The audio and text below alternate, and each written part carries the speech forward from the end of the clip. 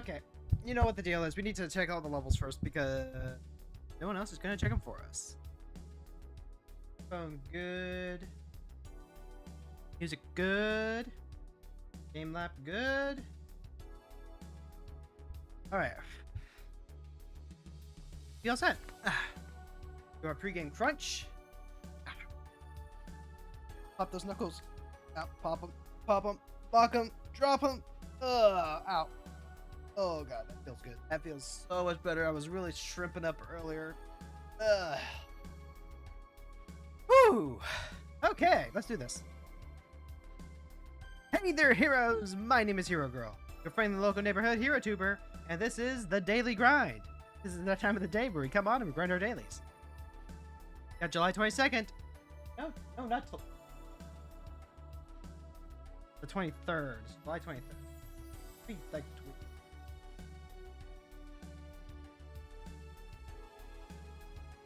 to see that. Good. Very good. Very good. Thursday. It's Thursday. So yesterday was therapy. We did not stream yesterday because of therapy. Got some good work done. Got some Taco Bell on the way back.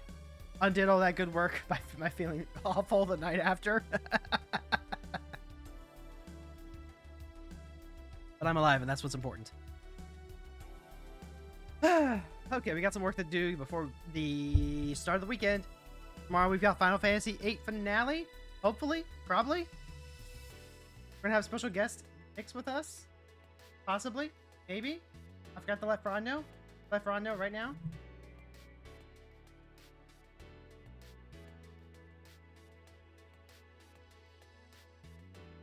Chance that...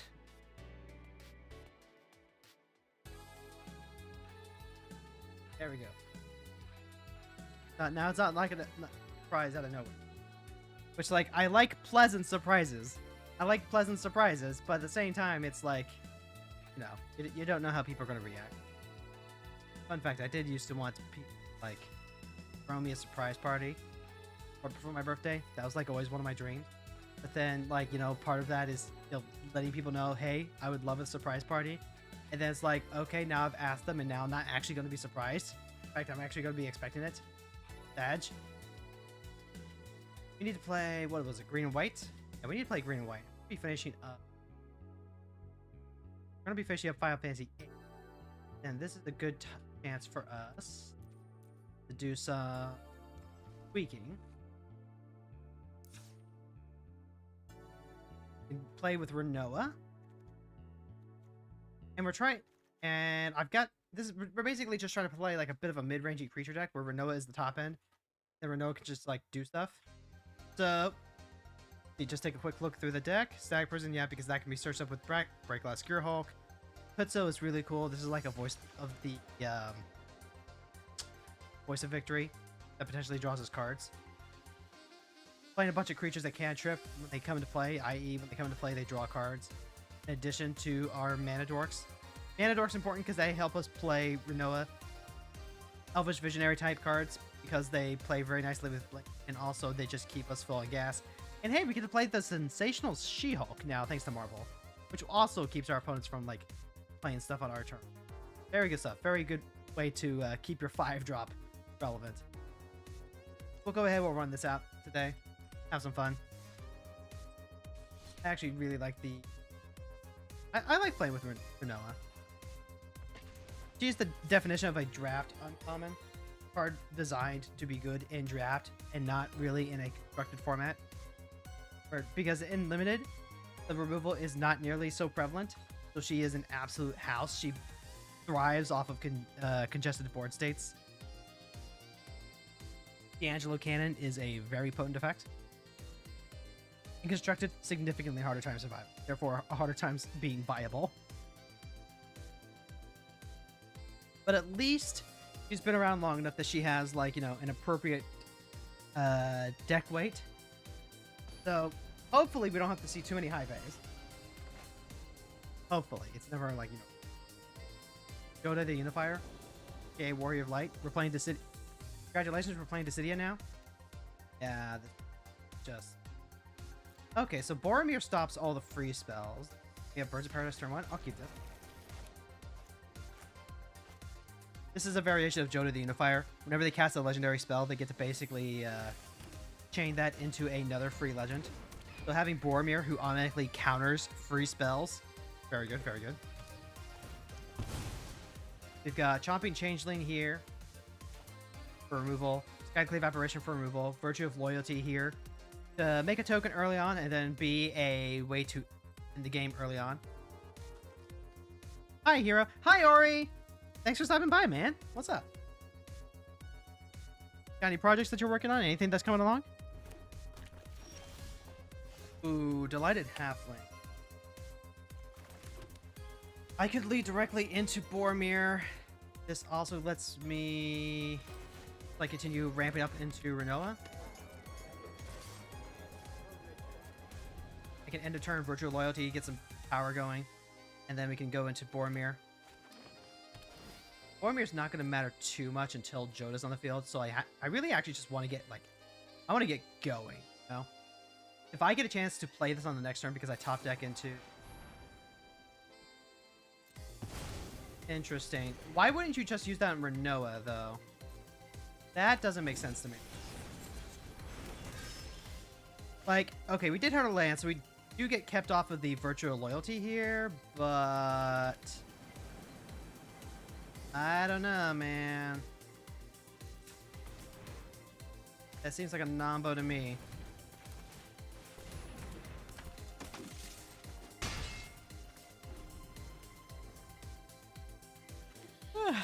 Chat, it's not fair. It's not fair. You might be asking, what's not fair, Hero? I'm gonna tell you. The thing that's not fair is the fact that... Ooh, Kutsu. Okay, so I still can't cast Virtue. If I cast Kutsu now... And we don't have anything stopping us. Also, Guide of Souls? What? So the thing that's not fair, the fact that, like, I am just constantly reminded how hard it is for me to write fiction. It takes me a long-ass time to write fiction, even when I have, like, a roadmap plan. But as soon as you get me to write something that's literally just an info dump, i.e., like, you know, a personal essay, like, I just bang out that motherfucker. Aha! Joyra. Okay, well that's gonna be Skyclave food now.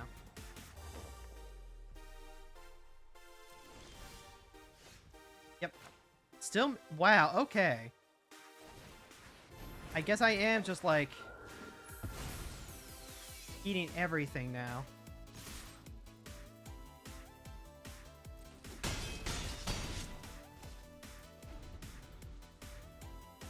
But also, like, huh. Of course, the Plowshare's taking out the halfling is doing some work, I guess. Now, Joda's other effect is the one that's actually probably the most dangerous right now.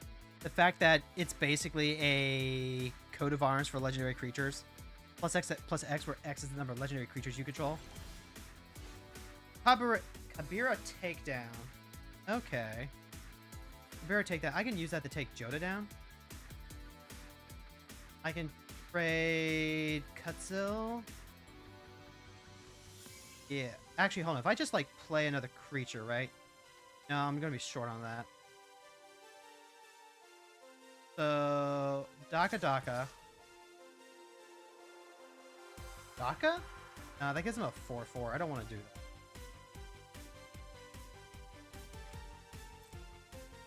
And then I will play this. That's what I thought.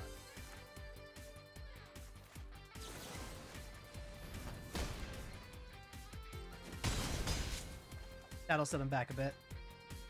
Like we get to counter the extra spells, but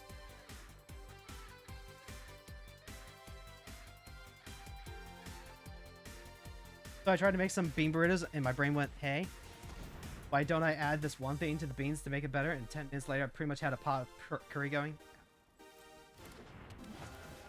All right, so to get another Guided Souls trigger, Gonti is not going to do a whole lot.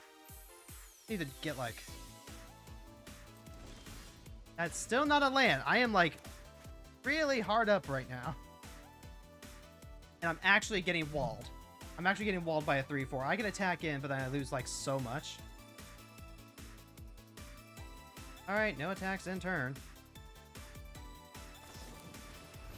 There's Malcolm. Malcolm's also a problem. Whenever an opponent casts a... Oh, yeah, and then now that the Gaia Souls has actually triggered up. This is... Wow, okay. I don't mind drawing spells normally, but we're hitting like literally all our 5-drops and losing our 1 mana dork has been the difference between us running this guy over and not. Next turn, they're going to play out Joda again. Gives combaters to an opponent. It's controller. Looks at the top card for the opponents. Oh, it's going to hit us for 2, yeah. I mean... I just take it. Because they're also like super weak to the crackback now, depending on what they hit. Like if our next 2 draws are literally the lands that we were waiting for, and that's all they hit, then I'm pretty sure that like hitting a 3rd land what's gonna get it for us. Mana of any type can be spent to cast it. That is the caveat here. They don't just play for free, otherwise Boromir would get him. We do get the crack back now. That's pretty good. Also, they gave up a Voltborn Tyrant? They're only 1 mana away from that. I would think that that's a huge, like, stabilizing force, you know? Okay, so they have their own Great Henge. That's cool, I guess. That's a big stabilizer. Okay, so they're gonna play... Glorious Protector.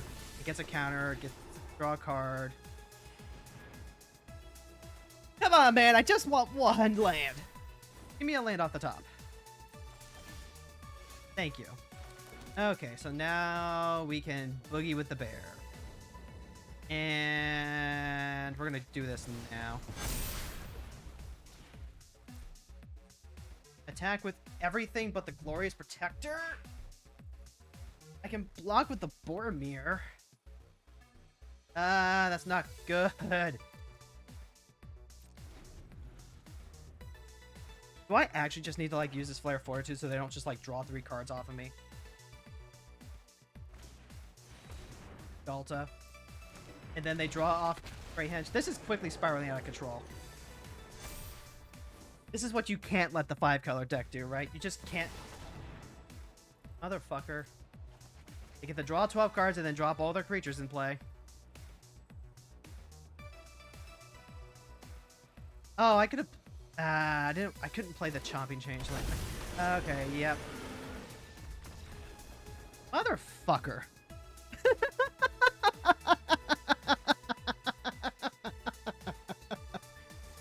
So, like, okay, scoreboard, right? Scoreboard. Taking out our Delighted Halfling with the Swords to Plowshare ends up being the move that keeps them in the game long enough to just, like, win. Because that's how Magic variants go, baby! But also, like, that's still... that's frustrating. That's really frustrating. To see a move like that and be like, I really don't think that's the right move. Like, without knowing everything in their hand, we don't know, like, exactly why they would have made that decision. But, like, it's a move that doesn't look good, that pays off because of the variance. That's just... It's exactly what it is. It's frustrating. That's a frustrating thing to do it. But hey, you know what? Scoreboard. And they got the win for that. GG. GG. How long do you think it will be until we get a Power Rangers Maggot set? Shut up. Like, not even any qualifier. Just like straight up shut up. Do not bring that evil onto here. Power Rangers needs to fucking die. And, like... It needs to, companies need to let it the fuck go. They need to let the fuck go. It had its time. It needs to fucking die. And that might sound harsh, but like, I'm not in the mood to fuck around with that. I don't like watching one of my favorite series of all time be danced around like a cadaver puppet. This is the Rocco that plays cards from Exile. Lauren, Curse of Silence helps out. Disciple does not cast Curse of Silence, but they won't cast Rocco on the first turn. I'll take a gamble on that. I don't think this works out the way I want it to. I can play Cavern of Souls first, play the Avacyn's Pilgrim, or I can play Disciple of Freylis. I think more often than not. Okay, my bad. Sorry. I'm sorry, Ori. That came off like way more aggressively than I meant that to be. Like, you didn't do anything wrong. That was a legit and honest question. So, like, my apologies for, like, you know, letting the tism slip a bit. Alright, so we got 3 mana now. That's pretty good. What if we go... play a land... There's Gallant Citizen. I don't think there's anything that we would do that isn't Curse of Silence in this scenario. Now we can play the Curse of Silence, play it on Rocco. Rocco Street Chef. There we go. Like, the idea of Universes Beyond is already a very touchy subject. A lot of people do not like them, but also a lot of the people that do not like Universes Beyond are the ones that are posting online. So it comes off less as a... I'm more likely to play this.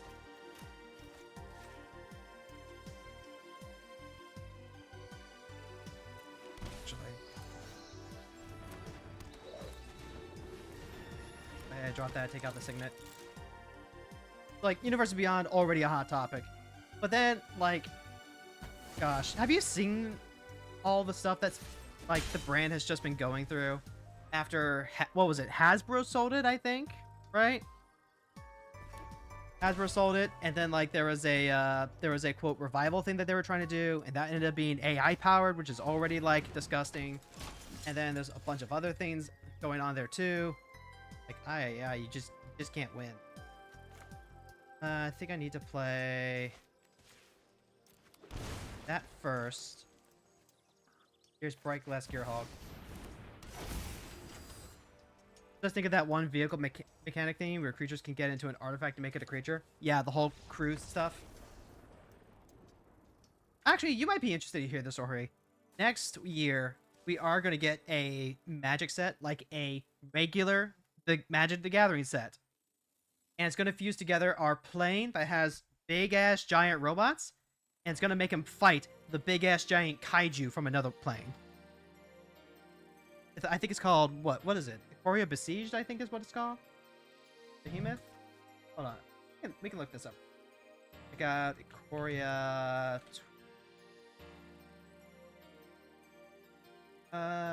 let's see. Kamigawa, actually. Kamigawa Titan Breach is what it is. There we go. Kamigawa Titan Breach. That's gonna be our Pacific Rim homage set. So I'm very much looking forward to that. But I'm also looking forward to that because it's very specifically Magic the Gathering. It's not them trying to, like, you know, import Power Rangers or anything like that. It's Magic using its own lore and stock and tools to tell something that's kind of like that. Got my attention? Hey, there we go, there we go. So, like, the bare essentials that you need, right? The bare essentials that you need to know is that Magic has 2 very beloved worlds. Like, of all the worlds that Magic players love, these 2 are particularly endeared. One of them is Kamigawa, which is a very Japanese-inspired set. The original one was, like, very based in Shintoism and, the very old school Japanese art style and mythos. But we recently got Neo Kamigawa, which is a much more like cyberpunk, a very cyberpunk style version of it. It still has a lot of those aesthetics, like it still has a lot of the connections to Shintoism, but also you see creatures that turn into equipment, which is really cool. You got a lot of mechs, like just straight up mechs, like that whole crew mechanic that you were talking about, where the creature turns an artifact into a creature. They straight up have mechs already. And that is a whole world that is involved. Actually, I can even pull them up right here. Yeah, why am I telling and not showing? Cardinal Sin. Absolute Cardinal Sin. Go all the way back. Wow. Kamigawa and Neon Dynasty.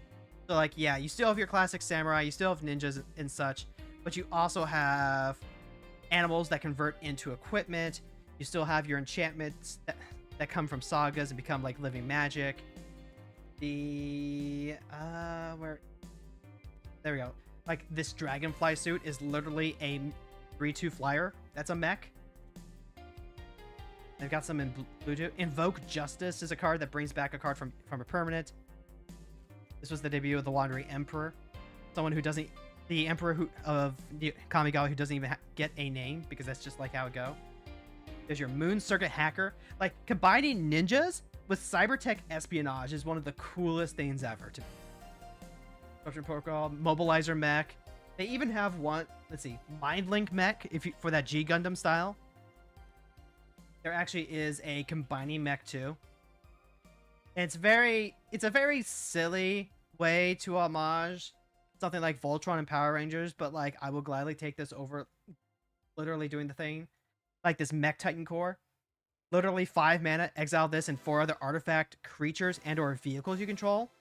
And then they make the 10/10 Flying Vigilance, Trample, Lifelink, Haste, Magnus, King of the computer type stuff. Just all of this. I love what they ended up doing with Neo Kamigawa. I think it's a really good way to maintain the heart of what Kamigawa is, while bringing in a really cool aesthetic that Magic doesn't get to do a whole lot of. So, you know, very Samurai and Ninjas meets Ghost in the Shell meets, you know, any sort of mech show that you want. And then on the other end of that, we've got Ikoria, which should have come. Yeah, there we go. Brings back memories of Progenitus. Yeah. And so on the other side of that, we have Ikoria, which is another like parallel universe is what these planes are, right? Like it's not just different planets. It's Kingdom Hearts style. This is other worlds. And the whole idea here is that it's a plane populated by monsters. Monsters that are constantly evolving and reacting to their environment, like very unstable evolution type stuff. And it's just giant kaiju. You've got the Mothra-like. You've got giant dinosaurs and lizards. You got giant beasts. This was also like very 3-color focused, specifically the enemy color wedges. You guys are so cool. Bright Dragon's also really cute. Like the biggest ones, like the Godzilla tier King of the Monsters cards, were these 3 colors, like Snap Decks here. Snap Decks. You've also got Luna, Badrock, and these also had special Godzilla promotional art. So like Illuna got a Ghidorah print, where it's literally the exact same card. They just, you know, it's basically like a proxy altar, but official. And I very much prefer it when Magic does this as opposed to like making unique cards. But like, you know, that's neither here nor there. Actually, which one was Snapdex again? You were King... Yeah, King Kaiser. Actually, hold on. That was King Kaiser. And I need a refresher. What were the other ones again? Nethro was Biolante, Plant Beast form.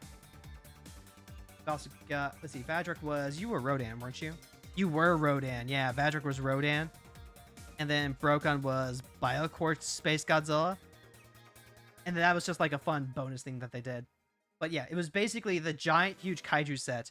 And then also, there were people called bonders. People who could form an emotional and psychic link with a specific animal that they could connect with, right? So it's also got like Monster Hunter elements. It's got Pokemon elements. It was great. Fantastic. Loved it. Mutate was a hell of a mechanic. It basically turns Magic into Digimon. I.e., like if you know how the Digimon card game works, then you know how Mutate works. Almost verbatim.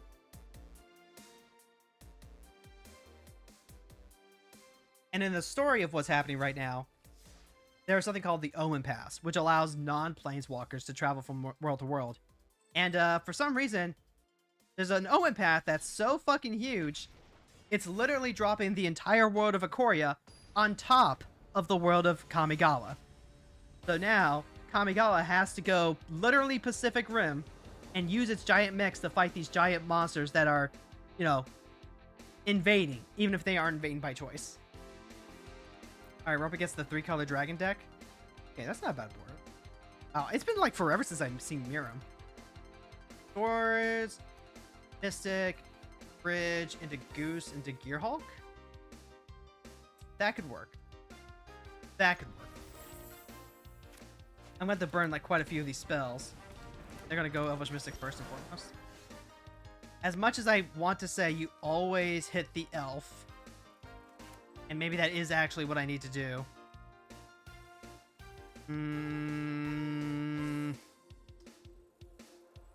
That's tough. That is really tough. I need to slow them down.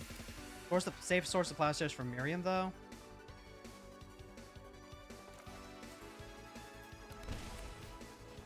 Save source of plowshares from Miriam. And then pray to God that we aren't punished for it.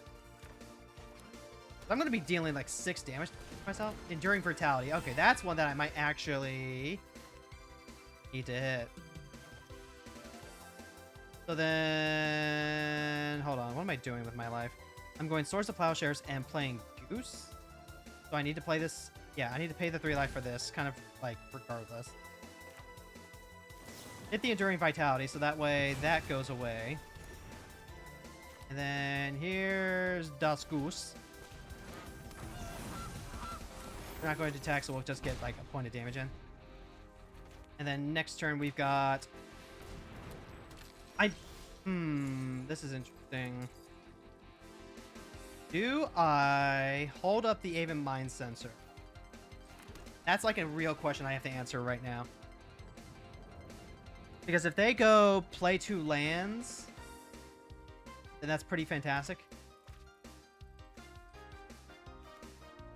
But then I lose out my chance to play Gearhulk on curve. I think I'm going to take a turn. No attack, pass turn. I'll play the Mind Sensor. Okay, nope, they're just going to play Temur Ascendancy and, like, murderize my face.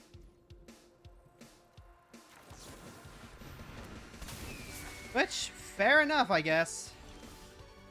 Ooh, Patriarch's Humiliation. That's pretty good. So, we can play the Abandoned Air Temple. That comes to play tapped. This is going to be what? A draw? Yeah, that's going to be a draw. I have 5 mana. Let's go ahead, play the Gearhulk. I am going to take 2 cards out. And then I can play either Curse of Silence. Curse of Silence isn't bad. Silence would keep them off that. But I also just want to hit that, so I need the Static Prism. I can't use the Haywire Might, sadly. It needs to be the Static Prison. And then...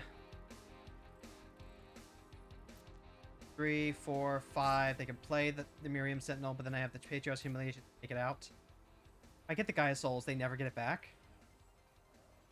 Is that the best thing for me to grab? I'm going to say yeah.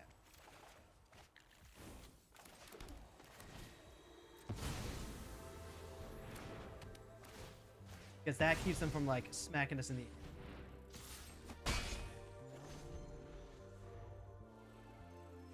Alright, so there's Goldspan Dragon. That's a really good card. That's a 4/4 that we have to race now. Alright, how do we want to do this? We have 5 mana to navigate. They're just gonna have, like, a bunch of mana anyway. Alright, here's Guide of Souls. Here's Renoa. I can't play Renoa, goddammit. That's unfortunate. Go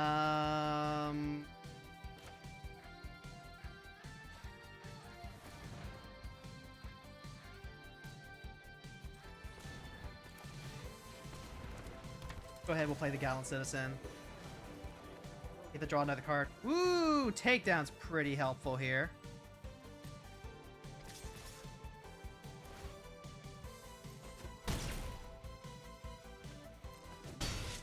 Alright, so I take down, I eat the Goldspan Dragon. They get to make another treasure, but then they still only make the 2. I think that's worth it. Yeah, they get to make another treasure. That's whatever. But the dragon's gone. They no longer get treasures. Each of those treasures are worth exactly 1 each now, as opposed to the 4.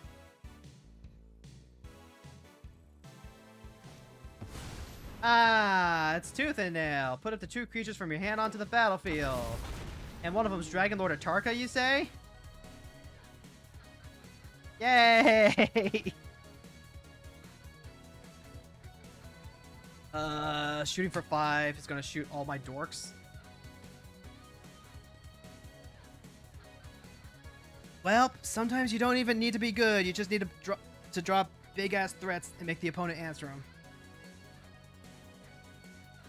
And that sets us back quite a ways. Now we're down to 4 mana. And... Savage Ventmaw. I can kill that at least. I can Savage Ventmaw. I've got Whiteheart here that I can use to, like, bounce something to get something back. So if I need to, I can, like, bounce the Static Prison. Use that to get rid of Atarka.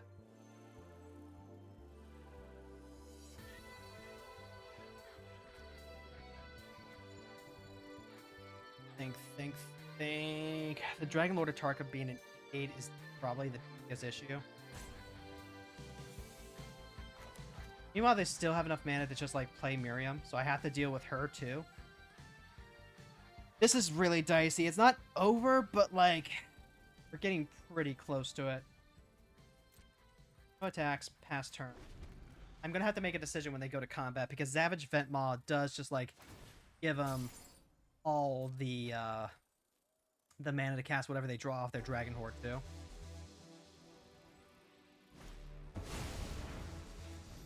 Alright, yep, Miriam's down. Miriam gets to draw them a card. I need to keep them from, like, just getting more stuff, right? Yeah, the Ventmaw is probably the biggest issue here. I'm gonna get Domed for 8. I can, like, buy back the Gearhulk. Blocking with the Mind Sensor doesn't make sense here, because that can block Miriam.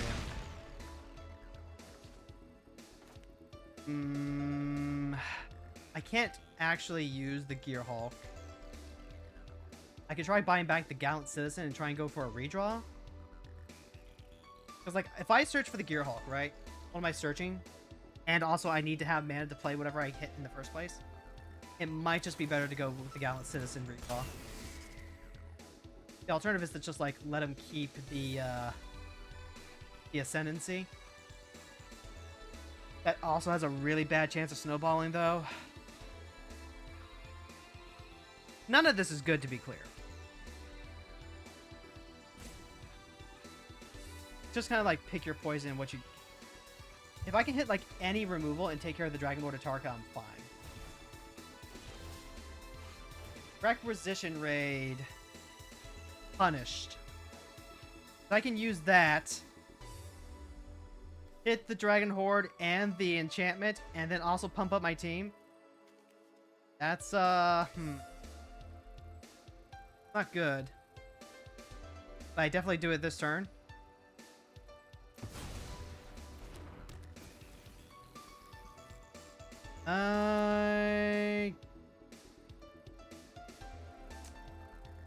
I die unless I hit something off the top, so I have to draw here. Like, it's just not enough, right? Okay. Yep, we're dead. GG. Woof. We're not even, like, fighting outside of our weight class here.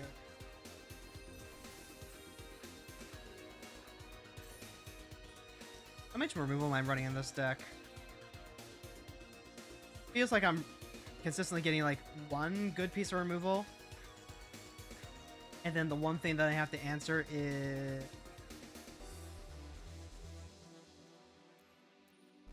just dangerous enough that it did, like, nearly immediately. Okay. How much removal is... Oh yeah, I forgot I was trying out Captain Marvel in here. Captain Marvel would have been not good enough to do much. Toski wouldn't have helped. I guess.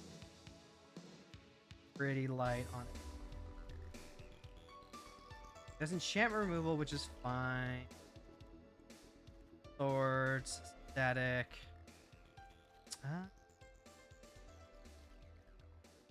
Built in. The creature removal is pretty sad. I think I'm gonna like we're not gonna need to go like full on control decks level of play stuff, but definitely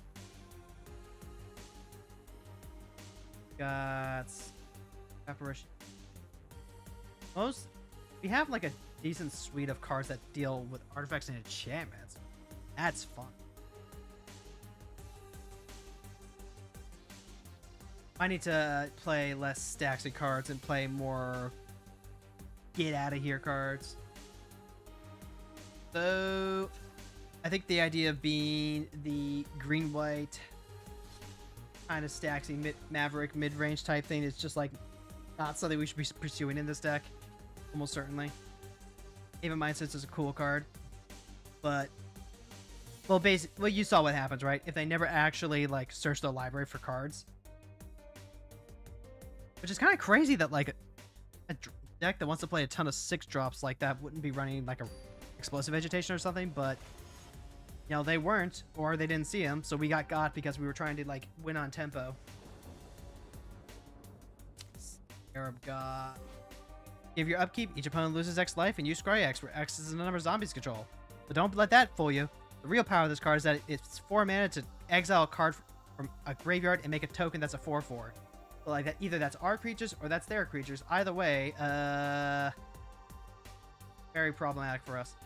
I've got 3 dorks here, but no way to play them on turn 1. Falling on that. Giver of Runes turn 1's pretty good. Flare of Cultivation eventually is okay. But it's a lot better if we have a mana dork to play out. The Flare of Cultivation is here because it helps convert the mana dorks that we want to save into land drops. Alright. Play the Hushwood Verge. Pass turn. This is another target creature. I don't think it's going to be relevant to get that 1 point of damage. They almost certainly... Ravine? Okay.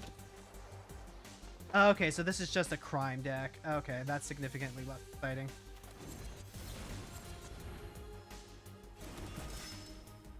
I mean, I guess if they, like, you know, choose not to, actually, you know, play control. That's, like, 2 mana to do the thing, but I'm just gonna, like, get rid of that because that just draws them an extra card, I guess. Honestly, I think the thing that hurts me most is loss of tempo. But at least we can start getting some pressure on. Next turn, 4 mana, play the Flare of Cultivation. Relic of Legends. Okay.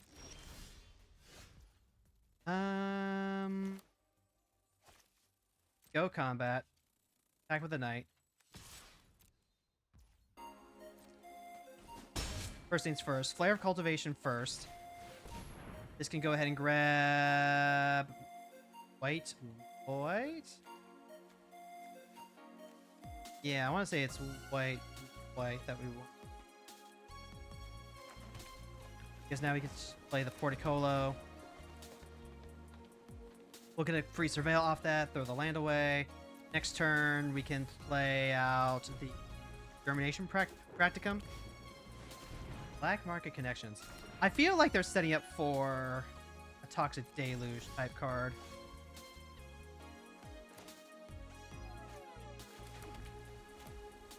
I'm going to hold this Scattergross to cycle away later.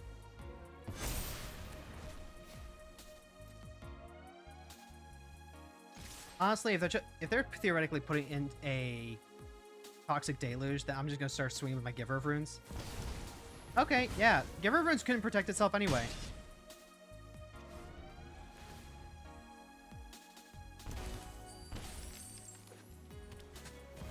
Alright, so yeah, that's Grave Titan. That's pretty good.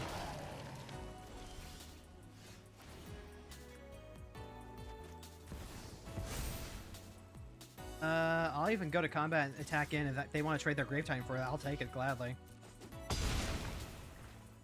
That's 5, 6.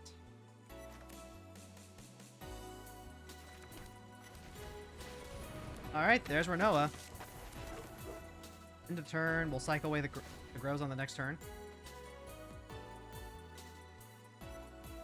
There are 10 life. They do start getting life at the beginning of their upkeep.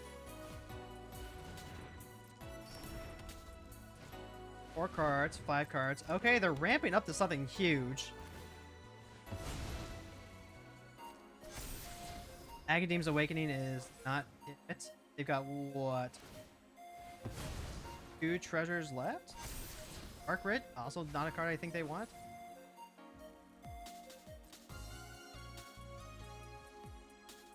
Yeah, go ahead, cycle away the Scatter Groves. Good job. Selfless Savior is pretty cool. Elvish Visionary, pretty cool. Alright, and here, Selfless Savior. Here's... I'm going to play out the Visionary first in case I hit something I want. Draw another card. Voice of Victory is also pretty good, not going to lie. Voice of Victory basically means they just, like, can't surprise us with anything.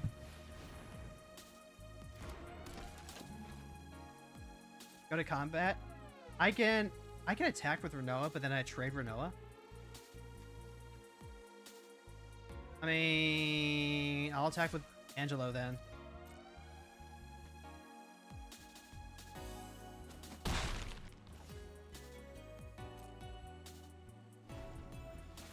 If their out was using Toxic Deluge, that's no longer an out. It has to be literally an exile card. I can use Selfless Savior to protect my Voice of Victory, so that way they can't get me on the crack on my turn. This is what we want to be doing every game. We want to just like slam a bunch of creatures down, and we want to play something that's going to help scale them up immediately. I wasn't sure that I was going to enjoy the Germination Practum, but I like it a lot more than the Virtual Loyalty right now, I'll tell you that much. Okay, so they're going to Psych Rift. That's fine by me. Now I get to replay everything else. Alright, there's Realm Breaker. And they're not even going to attack. Is there any reason for me to not do that? Okay. Let's go... Here's Temporary Stomper. And I'm going to go for like multi-spelling and go super wide rather than trying to redeploy Renoa right away.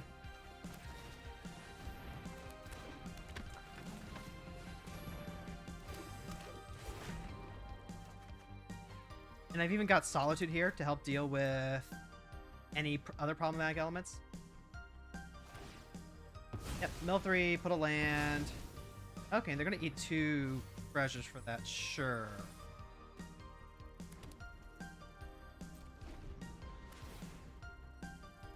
That black market is also just like literally going to...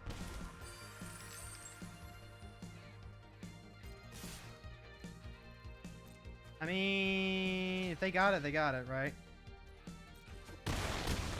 This is probably a Wrath.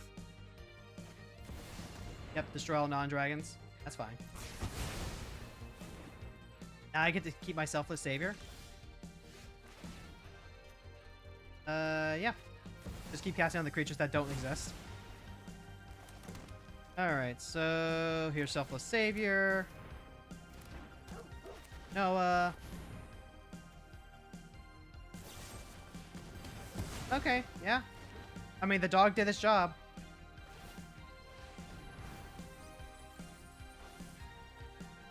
The Scarab God is literally gonna murder them.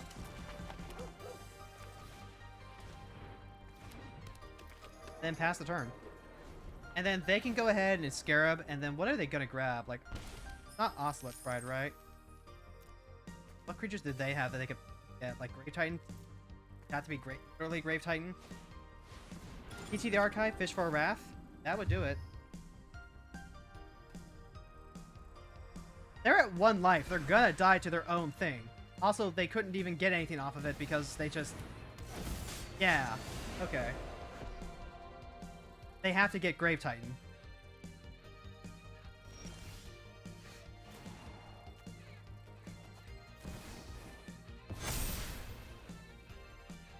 Okay.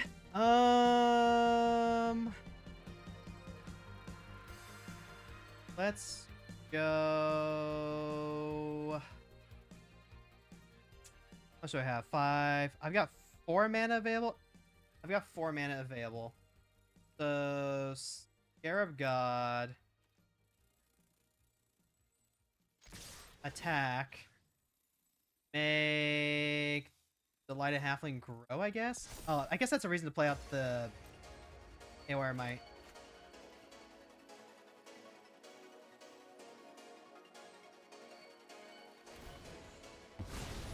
You're gonna use it on the Ocelot Pride.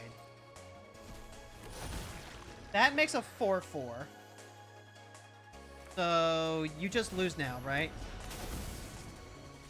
Yeah, you just lose now. I don't like that play. I don't like that play at all. You needed to go and grab your Grave Titan in that scenario. Grave Titan comes down. It might be a 4/4, but it's a 4/4 Death Toucher. Makes 2 more blockers, so that way if I have any removal, it, you know, doesn't get instantly nuked. But yeah, I forgot that Renoa counts the number of creatures, even though that's what I built the deck around. So definitely should have played the Haywire Might. I was thinking of the scenario where they, like, block Renoa, and then I have to, like, recast Renoa, but... GG. Honestly, I like this new weight system. Now that I have a chance to play it with cards that are actually, like, you know, updated in terms of what their weight is. Oh, that's a reason to keep casting my Paradigm, right? Because I have to cast green spells for my dailies. That works.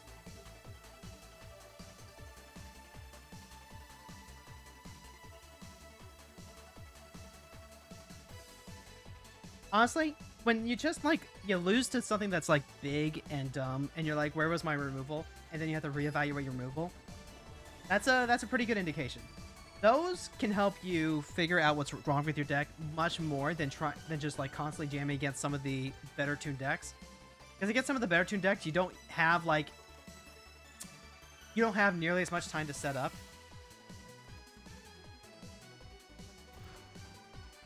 So you really, really, really want a chance to just, like, jam some cards and figure out what it is that you're missing.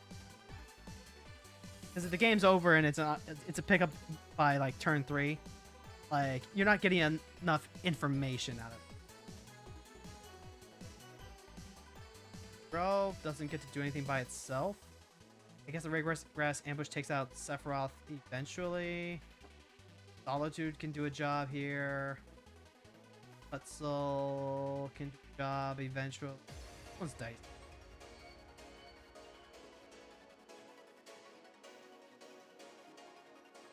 I'm gonna throw it back. Swords, She-Hulk, Kami, that's a key. Static Grows means that Kami is not gonna help us out. We're gonna play the Scattered Grove out on turn. And then from there we... Oh, infinite 2-drops. Alright, Jadar. Jadar is a problem, but one that we can get around as long as they don't get Sephiroth. We'll have the swords that offset Sephiroth. Let's see. Now, here's a question for you, chat. Why would a mono black deck want to run fetch land? Usually, the answer is going to be because...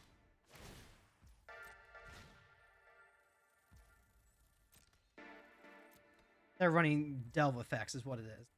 Maybe they have a Bloodghast, actually. That would be another reason. Because then that's something that you can get multiple triggers of. Black Market Connections. That's going to make me want to wish I had held on to something. I'm going to get rid of their engine card, I think. Okay. Now we're cooking. 2 mana. I can play Jennifer Walters, and I can play Voice of Victory. Let's play out Bristlebane first. and voice, because the voice has a chance to make the Bristle Battler even better. Meanwhile, if I get to like 6 mana, I could just windmill slam Sensational She-Hulk as herself.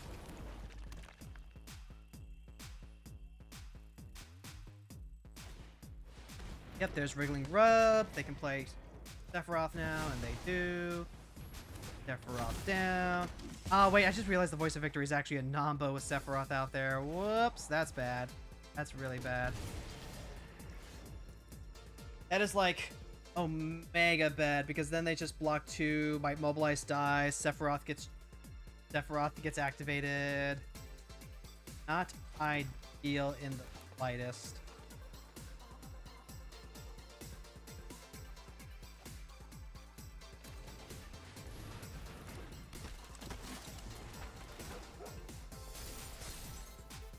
Alright, so I attack in with the Bristlebane. Oh no, I might have punted this. I wanted to get rid of Jadar, but I forgot that just... This is not good whatsoever.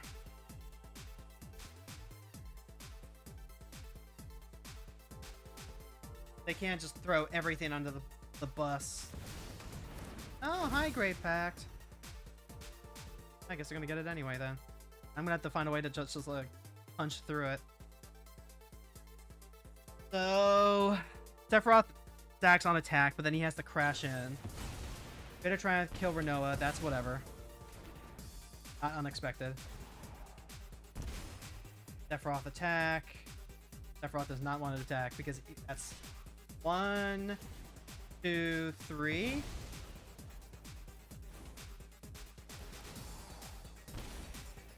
Alright, second. Sack the Voice of Victory, actually? It might be sack the Voice of Victory. I don't have to attack with them.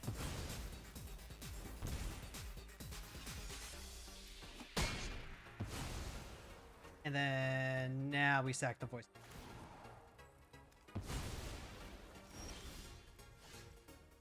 This is a problem. This is like big die pinchy problem.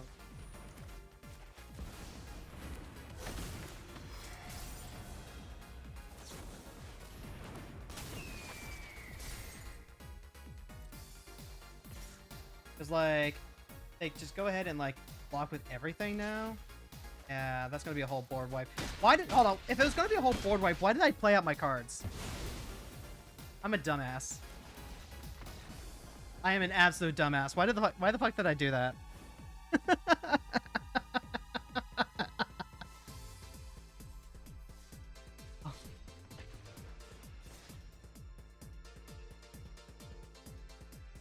He's more Scrimblow now than man. My evaluation after HRT.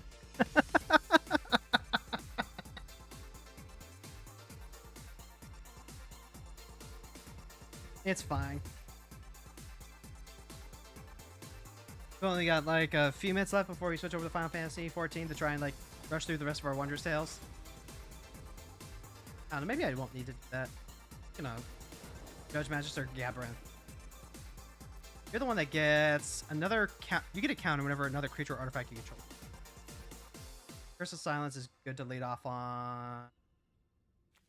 Ganter. I like holding on to it. I don't want to lead off on Portico. I want to go straight into White Source. Curse of Silence. Opponent is mulliganing very aggressively. There have been some issues with the matchmaker, but for the most part, honestly, I think this has been an improvement. I think this has been an improvement because now we're actually getting those matchups that we've been really wanting to hold on to. Large.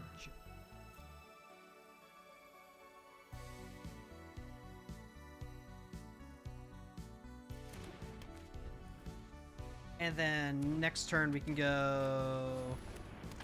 Yep, there's a 3-bit Inspector. You get something. I could actually double spell right now. I don't mind that. Go double spell. Here's a Skrill. Here's Giver of Rune. Pass the turn. Next turn we can go Portico, hold up Night Nurse. Okay, so they are going with the black-white artifact aristocrats type stuff. Kind of like my Zahir deck. Means we should expect a Lurrus at some point.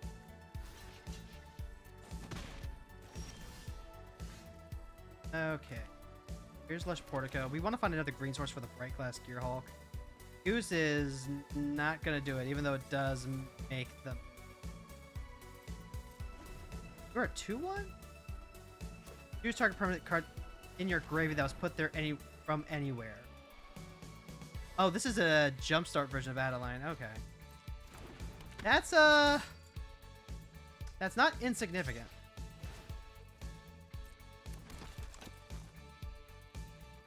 Okay. Skrelv cannot block. I should have played the Night Nurse, and that could have eaten the Inspector. Just things you don't think about. Oh, now the Marionette gets to drag us for another one. Thalia's okay. Don't think the Witch Enchanter's gonna...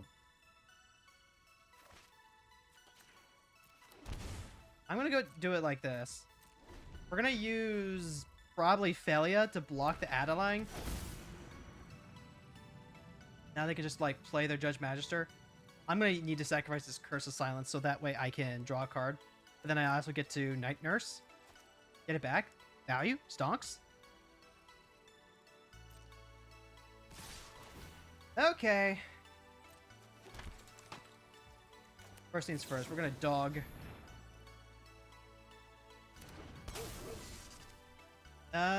I might actually block the Apprentice. Yeah, let's go pass. Block the Apprentice. Block the token. Take 5.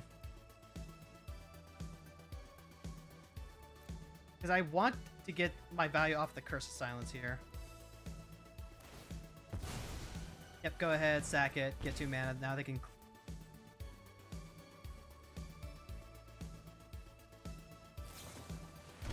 I mean...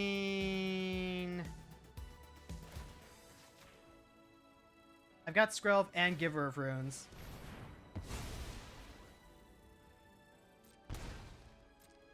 That's so much damage!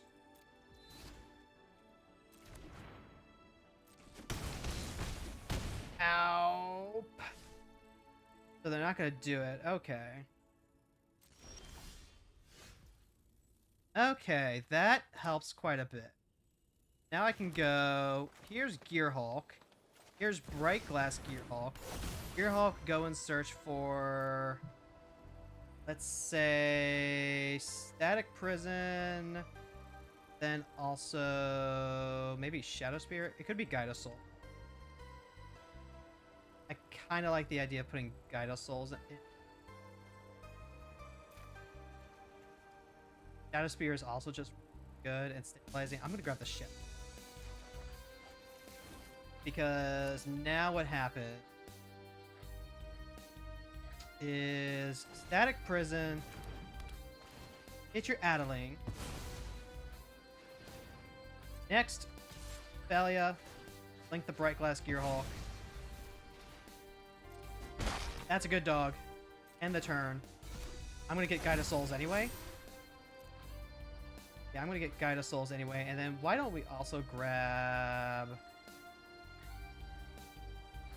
I don't know, maybe... Other rune... Grab Selfless Save. Selfless Savior Scene. We'll play out the Gyda-Souls, we'll play out everything else. Got 4 mana, so like, probably Gyda-Souls into Shadow Spear. We're pretty firmly in the driver's seat now, especially with both Giver of Runes and Skrelv out.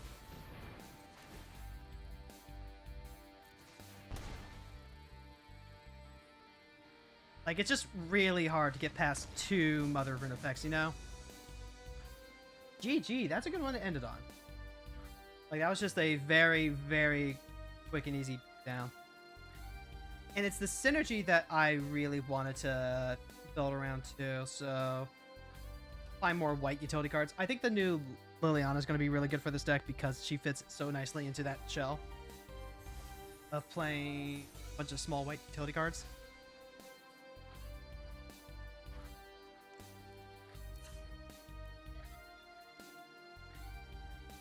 There's definitely like a bunch of other stuff we could run too. Like I think the Authority of the Councils would help as a 1-drop that stops a lot of the blockers.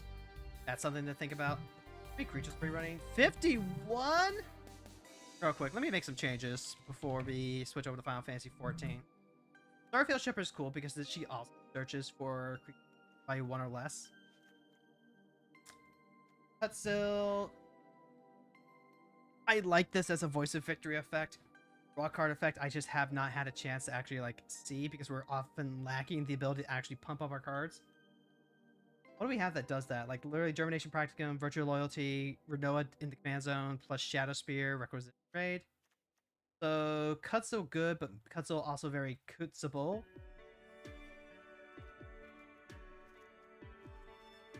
Still haven't had a chance to see Captain. Hard to say how much about her. I've got Lightning Greaves in here, but honestly, we're gonna have so many goddamn other rune effects. Spider-Man to the rescue. Tabone, target non-attacking creature you control gains indestructible. How was I playing though? Just like another way to protect Renoa. You can't hold this up and play Renoa. Or board really good. Toski is really good for this kind of go white effect. Also, he's indestructible, so he's just really good to load things onto. Stomper, Changeling, Apparition, Orin is fine. Spellbind is a flyer, so that's fine. Mind Sensor is a flyer. Oh, Mind Sensor is also just really good against fetch lands. I forgot about that. I don't know if that's good enough, but it's something to keep in mind. Bristlebane Battler is... This card goes pretty hard, pretty fast. I think it's worth holding on to. Thalia, turning this into a bit of a Blink theme, I think is fine. Thalia is a dog. Renoa has a dog. Angelo's the dog. But, you know, we can pretend that Thalia is also Angelo. But the fact that she makes Angelo. I want to see Sensational pop off at some point. Roja, Farmhand. Like, play more creatures. Play more Flicker effects. 96. It cuts us down to like 48. That's still like a ton of cards. Still a ton of creatures. But that's to the point where I think we should be okay. Yeah. We should be okay.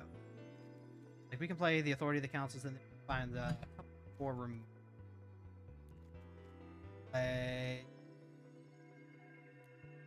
Any sort of fight spell gets better if we hit like our actual big creatures. The problem is we don't have like a ton of huge creatures. Teamwork is cute. Or a spacecraft that we can think. There's like a non-zero amount of fight stuff to play. Target creature gets 3/3. Okay, token that's a copy target Pithkin.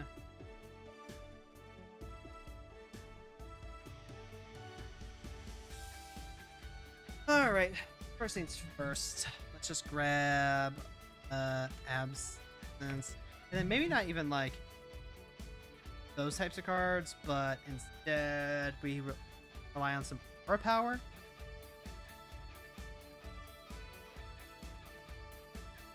Like, grab a Heliod's Punishment, that slows him down. Grab a...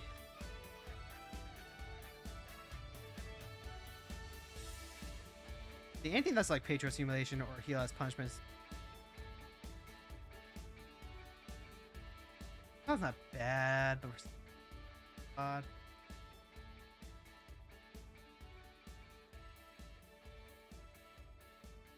Redemption. Target tapped creature perpetually all abilities. It deals 4 damage. Problem is, so many of them are ET effects, which is why we have the curse. Actually, hold on. We do have like Bright Glass. What other 1-mana enchantments do we have? Like, you search up Authority to Count. Our like containment is really what we want, but it's kind of in that vein. They just land. And if we attack with enough creatures, and we do want to play multiple creatures, political triumph. Wait, hold on. Rent is due. I can kind of try Rent is. Rent is due draws cards. Heck, push this in. Maybe that'll be enough. Double check.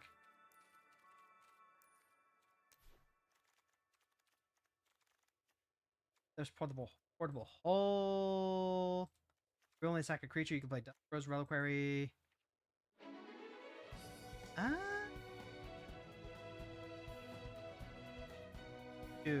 Obviously, you would they put all your best cards out one, right? We do that. Who would design a game like that? Shadowspear is already in there because Shadowspear had Asian and healthy lifelink. There's argument that you can play that there's plenty of like 1-mana creatures, like there's plenty of Hydras that do stuff like that. They play them for big. But I'm also thinking about utility prime. You can grab Giant Killer and then Giant Killer is also removed. But that 2 mana, like it's tutorable, but the card itself is like pretty mediocre at this point in history. Let's see, just double check. Recruitment Officer is like a think type draw. Sarah Ascended is okay. Sarah Ascended could take a. But we're looking for stuff that has like more impact, I think. Yeah, you could play Zach. Zach's another card. Star Shepherd makes stuff blockable or encounterable, but only the green spells. The white spells. Then doing as quick a scan as I can, just to see if there's anything cool and interesting out. I guess there's the Sylvan Safekeeper. I guess Sylvan Safekeeper is one of the benefits here. Dry Militant is also not bad, strictly speaking. It means that a lot of the instants and sorceries don't get recycled. It's a little bit of a hate card, but also it's a 2/1 that doesn't do anything. There's Figure the Fable, which levels up. Breeze makes a bunch of tokens and copies up. Safekeeper probably might be the only one. I don't think it's cutting Rent. Rent is due is an end of turn draw. You're going to need to make sure you're tapping like a couple of incidental creatures. So it can also be super dicey because we're not a token deck that's going to be making a ton of stuff. But maybe there's a couple of utility creatures that we don't really want to block with anyway.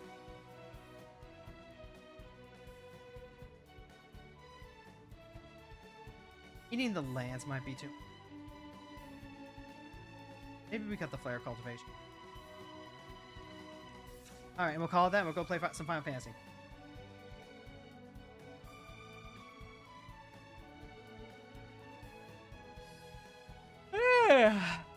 Alright, double check. Make sure all my settings are good.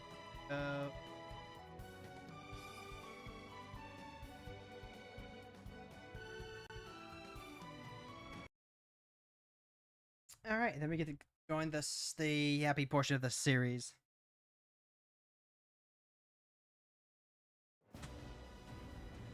I would like to play more Magic. But I did also promise myself that I would let myself play all the Magic I want on Monday, as long as I get my chores done before then. Server's currently congested. Oh my god, was there another stability issue? There's just like more connection issues. Man.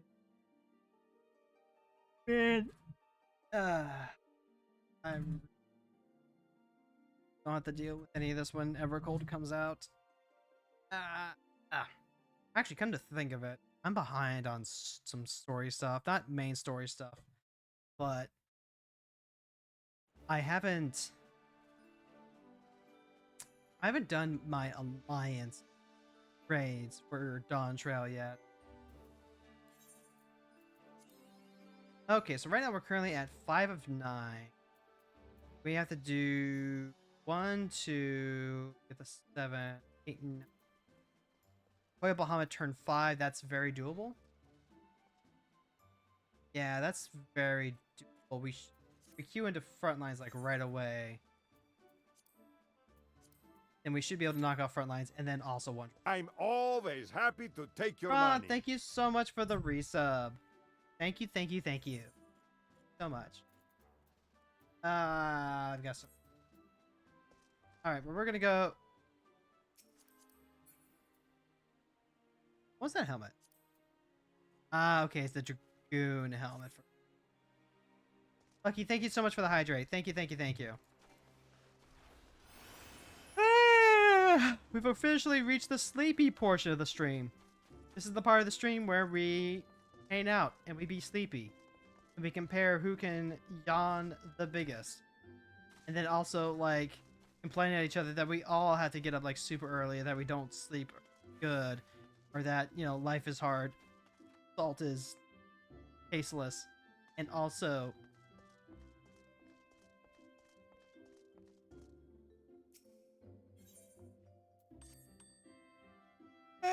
oh, God. So what I was saying earlier about the whole, like, stuff that's unfair or whatever, it's a little tongue-in-cheek, but, like, I wish writing fiction was as easy for me as writing essays is. Because with fiction, I'm being so deliberate with everything that I'm saying as I'm creating it. Creating something whole cloth, so it takes a lot of more focus and energy than it does to literally hyperfixate at something. And that's all essay writing is. It's just hyperfixation.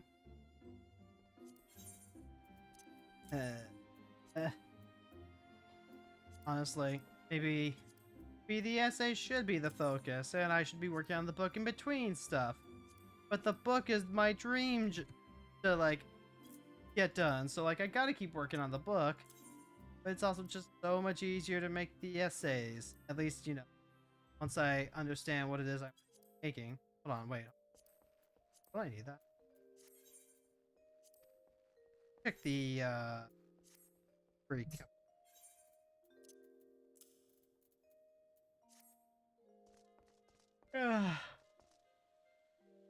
I didn't. So warm here in Vancouver. And then I'm sleeping between 2 people, and there's not enough room on the bed. We gotta have like a king size mattress, and it's not big enough for 3 people. I mean, I guess technically it's big enough for 3 people, but it's not enough room for me, who needs to spread out, be unimpeded as I constantly turn back and forth over and over. So I ended up going out to the couch and sleeping there because that's where the AC. Woke up in the middle of the night, like super early morning. It was super cool, and I was like, okay, finally I can go back to bed. Then I passed out before, like, waking up again, like, I don't know, not even an hour or so later when my husband got up for work. And then I took his spot in the bed once he was gone, and I fell asleep till the morning. Where I woke up early because I needed to comfort my wife. That is why I'm so sleepy.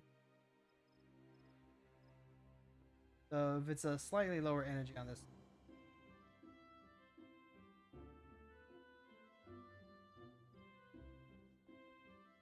But we are going to be pretty lucky. Oh, I didn't even get to, like, go out to Blood Bowl yesterday.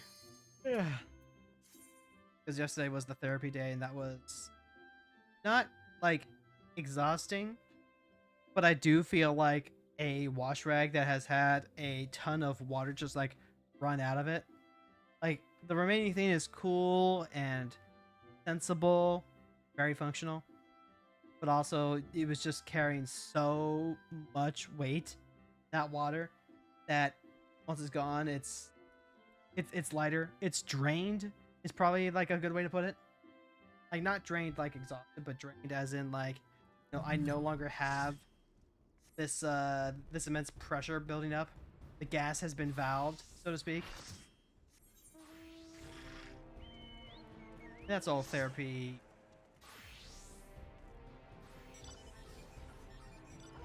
So today is just an extension of yesterday in a sense.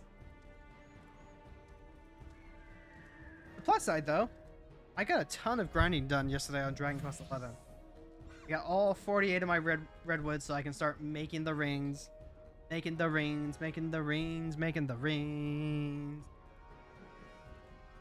The rings that give like 50% resist to all of the endgame bosses' bullshit effects.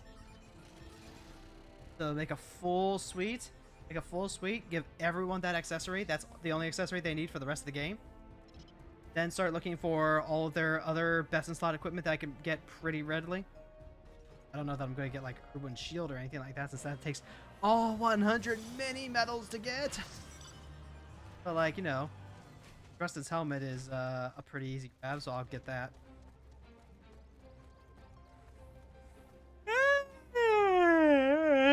And then I just kept getting metal slimes. Because there's a pet power that you can use that summons metal slimes. So as I'm farming the redwood, I am getting so much pep access. I'm getting so much pep. And so, just kind of along the way, hey, Jade, Sylvando, and Hero are all pepped up. Yeah, let's fucking go. Let's fucking go fight some metal slimes. So it's just literally incidental leveling. And also, God. Which is completely crowded.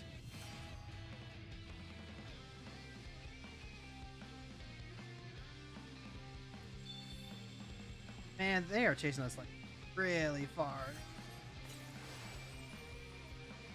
Let's try and rejoin the pack, shall we? So I go in and I start the farming at level like 60, 61-ish. Basically what I was throughout Act 2. But then I do all this grinding. And I fight all these metal slimes. And suddenly, I'm at like level 81. I've got up 20 levels. And now all these trials should be a relatively piece of cake. I'm still gonna do the prep, but like, god damn. Also, I wasn't expecting to see a ton of the, beat this boss in X amount of turns right off the bat, but like, I guess it's not really off the bat if this is the, like there is just gonna be like straight up beat the thing, and the thing is, a little harder than what it is. But also, like, they got it in the Wheel of Harma. They've got it in the Trial of Drunston. And it doesn't seem like they're gonna scale with levels. So now that I've properly level grinded, you should be facing a bit of an easier time. Should be a lot easier to get those clears. He's getting the rewards. And like a lot of the hero's best stuff is in that trial series I've read. So now that I don't have to farm levels, that's it.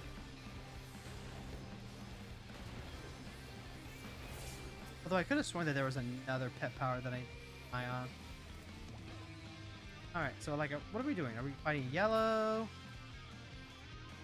We are fighting yellow.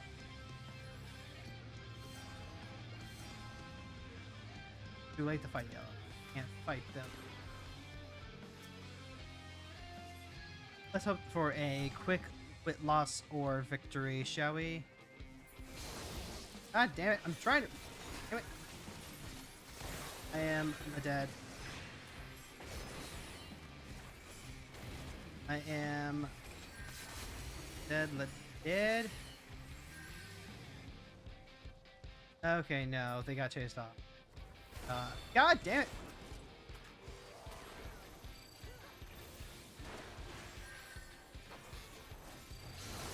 Unga Bunga Warrior. Chasing me across half the map. Never happened.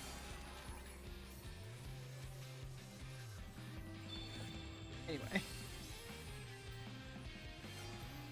So like that was basically what I got to do yesterday. Might do a little bit of that today, but I've got plans to play some BG3 with Fron. We'll see if he's feeling up to it when he gets home. It wouldn't be the worst thing in the world if we ended up not doing it. But if we don't, then like that's some extra stuff that I can. That's just some extra. That's some extra credit. I've also just given up, chat, but not in like a bad way. Trust me on this. Like, give me it back to elaborate. I've given up on trying to like perfectly roadmap the essays that I want to be making, and I've realized actually, the essential idea for what I wanted to do at first. Let's do that, but let's just like do it general overview style rather than trying to like perfectly link everything together. Because what I'm trying to do is I'm going to be using these next few essays to put out bat signals, kind of like what I'm always doing, but more so. We're going to do it with a general overview rather than, some sort of elaborate meta narrative. Ooh, we are getting out of us.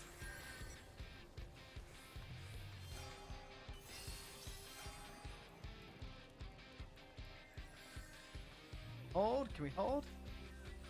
Got like way more coming out.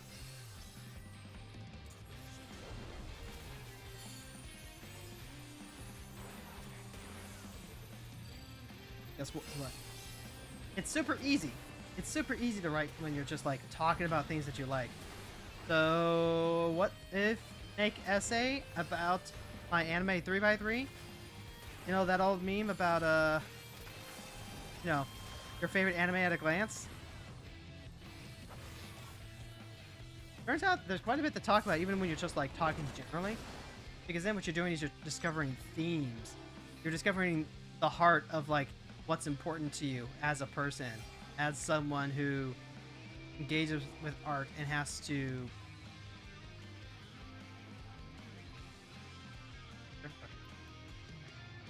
you're kind of discovering commonality in yourself. In a way, maybe that's the real therapy. Maybe the real therapy was, in fact, having the chance to just journal shit out and then post it online for people. That way they can. And I'll even give you the preview.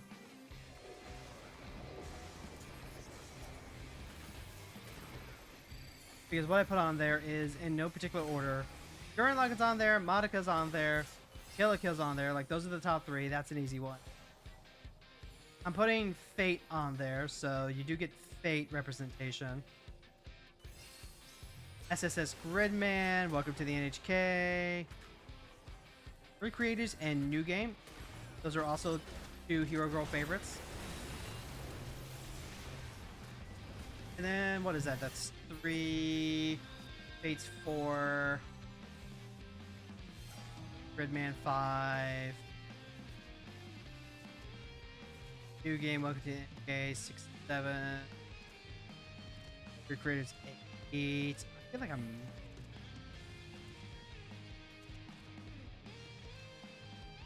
Yeah, I'm missing one. I can't remember off the top of my head.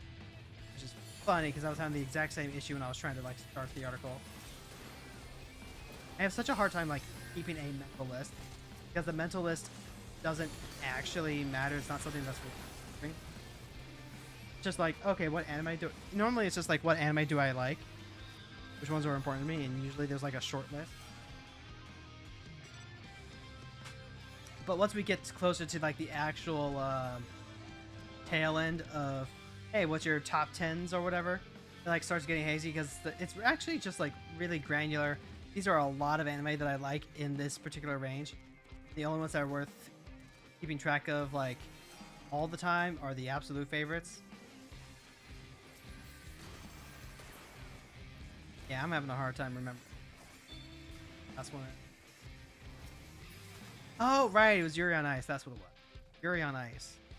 Yuri on Ice made the cut in part because, like, I had that whole video essay on it. And I was like, well, if I could obsess over it and rewatch all these episodes to grab all these clips and take all these notes, then pretty safe bet to put this in my top 10.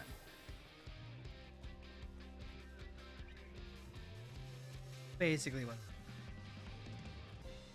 And kind of what I'm realizing as I'm writing out all of this overview of what my favorite anime is.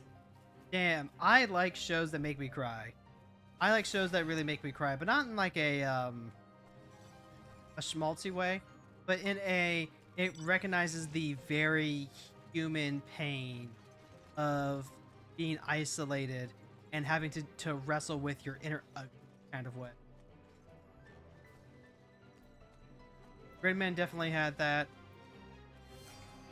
Your Creators has that in spades. New Game has that. Yuri on Ice has that.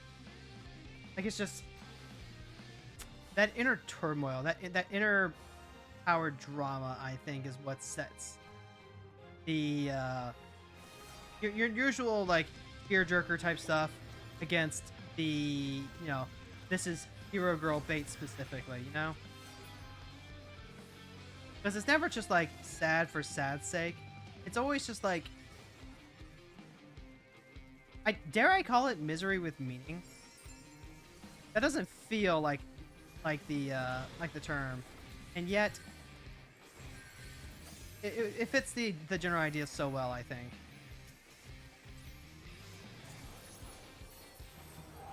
Oh hey, we won! Hot dog!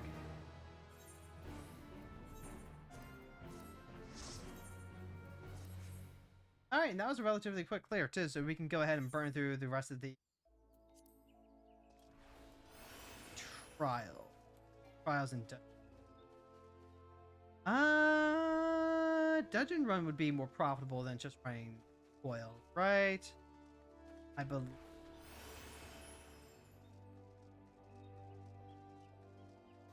Yeah, I think so. So we'll be good to go ahead and get that going.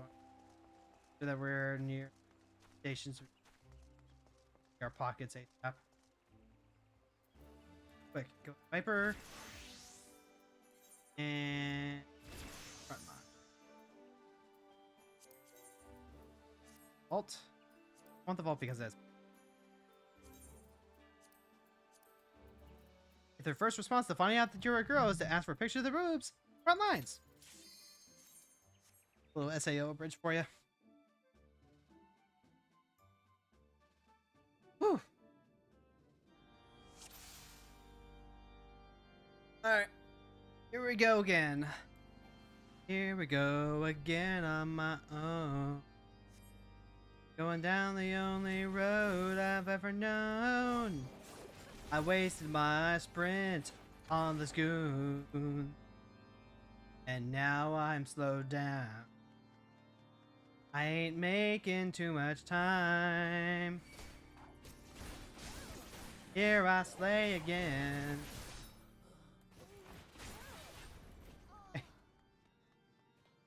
Looking through the NHK is very, very, very ugly with its depiction of struggle. Particularly its depiction of mental health. Right? That's actually kind of what I really like about it. Like, for all of its rough edges, that just makes it feel more human to me. I love shows like Bocce the Rock. I think they do some really good stuff with how they portray anxiety and all that. I think it's very artistic. I think it's very good. But also, it feels like a little bit of the debilitating nature of anxiety gets lost in translation a little bit when your protagonist is a cute moe anime girl. Don't get what I'm saying twisted, right?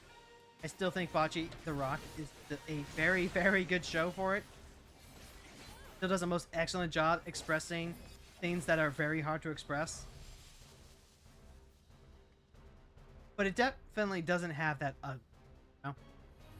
it's not something that makes you uncomfortable to sit with and have to think and consider about. And then like SSS Gridman, it's still a very good looking show, but that's also part of the point. I love Akane. I love her so much because this girl, this teenage girl, is just so full of pent up anger and frustration at not being wanted and not being understood, that she has to make a whole dream fantasy world where she can be that person that wishes she was cool, funny, popular, desired. Great stuff. Absolutely great shit. And then like the other side of that too, right? The Gridman group. I still think about the fact that one of the important relationships of the group just comes from the friendship of a guy who's just a normal guy. He can't help fight evil. He can't, you know, affect any, you know, huge, large-scale change. It's just a guy who is there. He's your friend, and he's there to support you, be by your side, even if he can't come with you to do the fight. I think that's so good. In a lot of ways, I feel like Gridman matches Evangelion's Freak a little bit better than... Oh god. There was like a thing I was thinking of. It was like, oh, you know, Trigger trying to do Ava. Maybe it was Darling in the Franxx. I can't say that with any real authority because I haven't actually seen Darling in the Franxx. So that can't have been.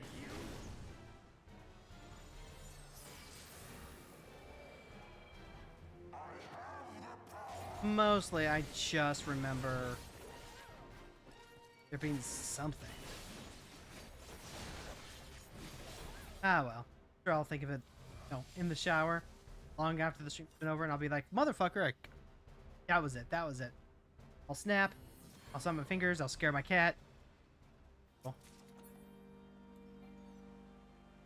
Ow. Crunchy.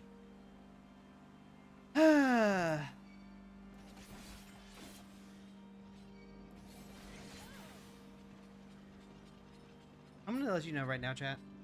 I could not narrow Fate down to a singular. In my mind, like, just everything that makes up the Fate Stay Night novel, between Stay Night, Unlimited Blade Works, and Heaven's Feel, even if it is like made as separate series, like they add up in a singular.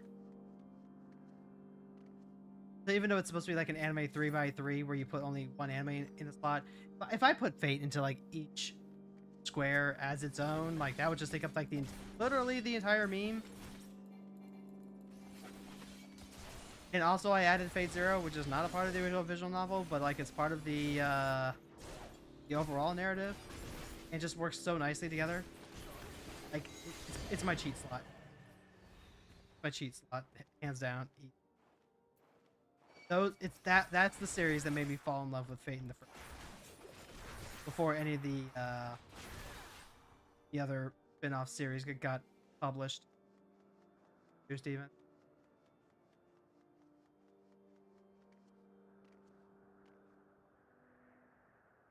Yeah, that's why the sequels just take elements from 3 routes.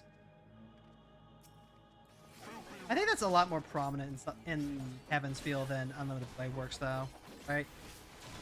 Like, with Heaven's Feel, you kind of want the context of the other series, because it does just kind of assume that the audience that's coming out to see it has already, like, seen the song and dance of Are You My Master and all that, and it needs to get to the stuff that's unique to it with only 3 movies worth of runtime.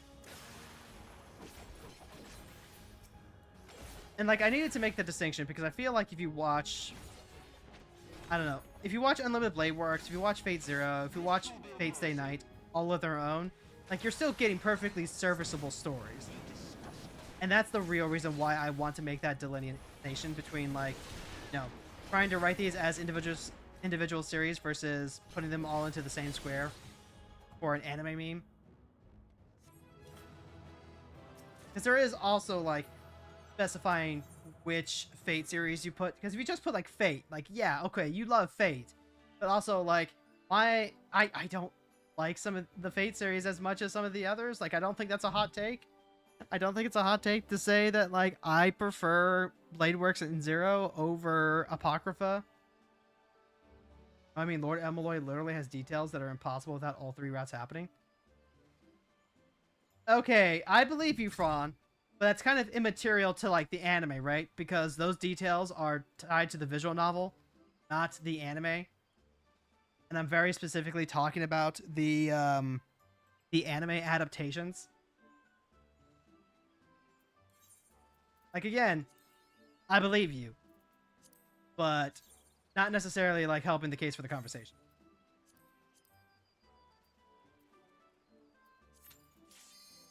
And that is a hot take.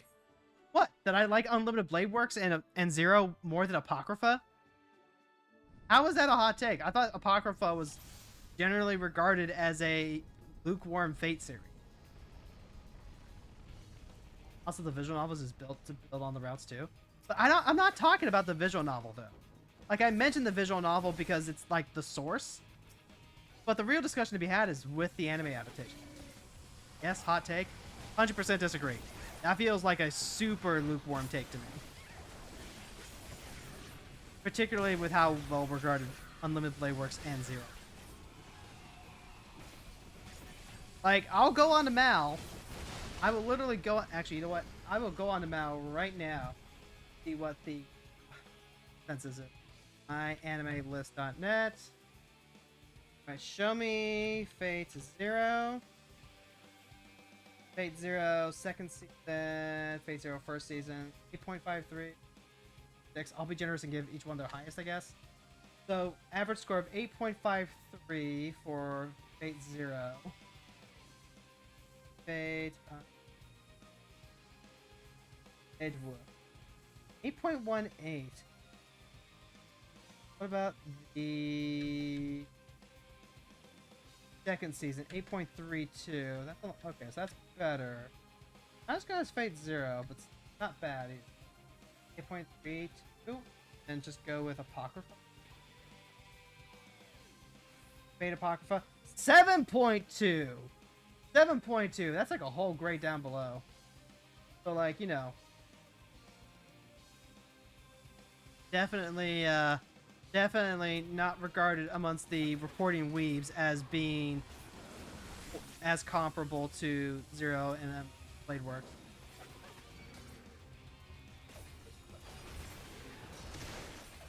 What I'm saying is that all the anime is the right way to go. You're gonna have to elaborate on what you mean by that, Fran.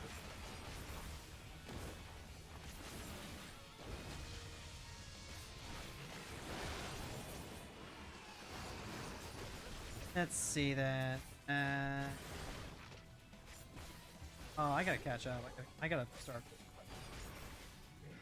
The wee bit distraction is fine. Not too distracting, you know.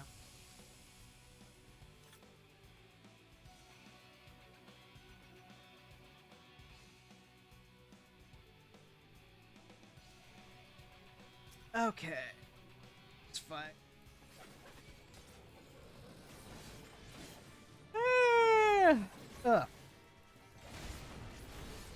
What were the other two series I put on there? New Game and Recreators, which I really like as like, you know, varying representations of a spectrum of what kind of just comes partial with trying to work with other people, making friends in an industry based on creation, but also like different things to say and add to the conversation.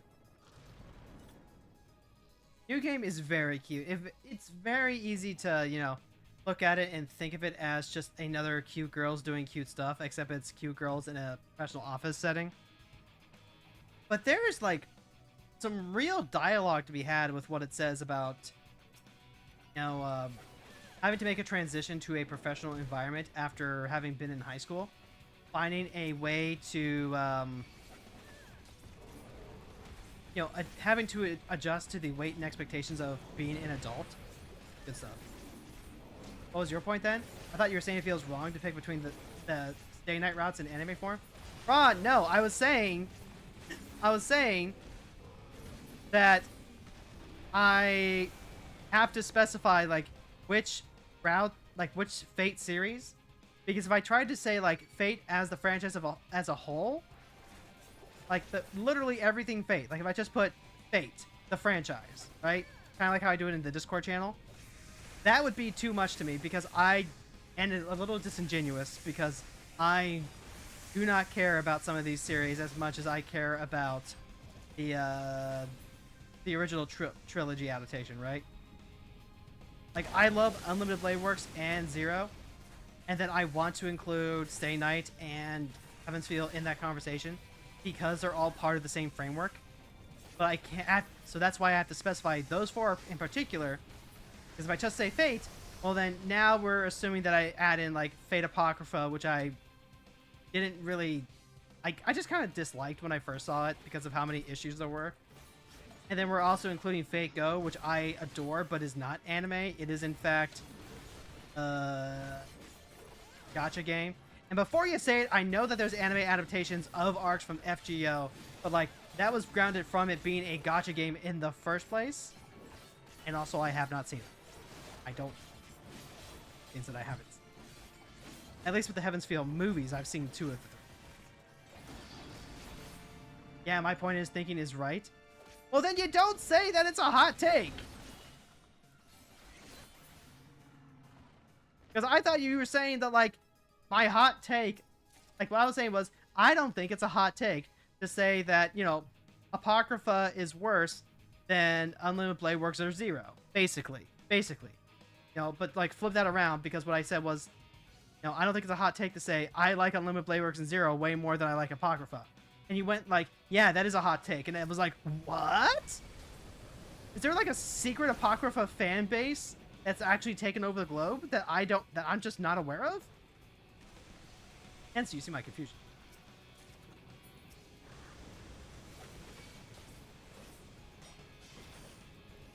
Yeah, hopefully we don't get this many issues when the actual video gets posted. Because this really is just meant to be more like a general overview. And like the crazy thing is, right? The crazy thing is, because I'm having to like try and keep everything as concise as possible without going into like super detail, I'm trying to give a general overview of what the show is about for each of these slots. Like not just Fate, but like also talk about everything else, since there's probably some older and slightly more obscure shows on it.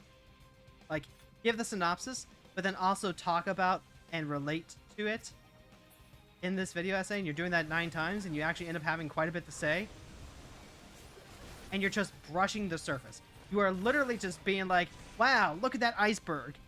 Wow, there's 9 icebergs. Which one do we want to go to first? Also, we already explored one of them.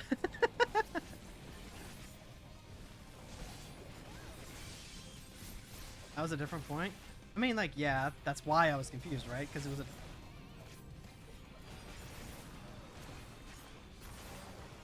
But, you know, that's how life goes. That's how it do be. Okay, we're making good time. We'll get this cleared out by today. It's actually kind of amazing. If we have, like, just no issues being able to clear any...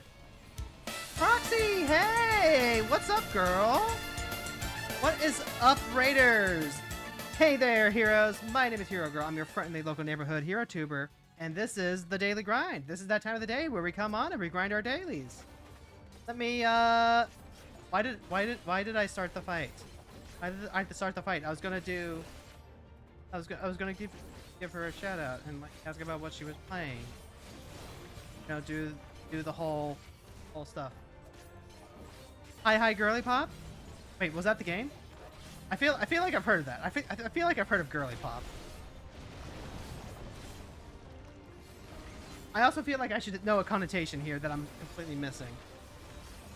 But you'll forgive me if I'm like half locked in and then like half trying to like puzzle this out.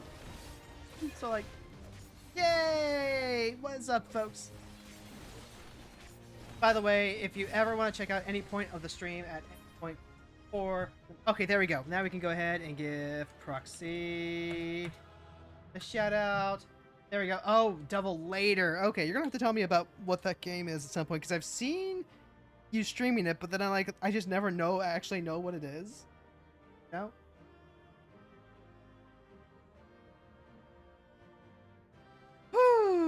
Whew.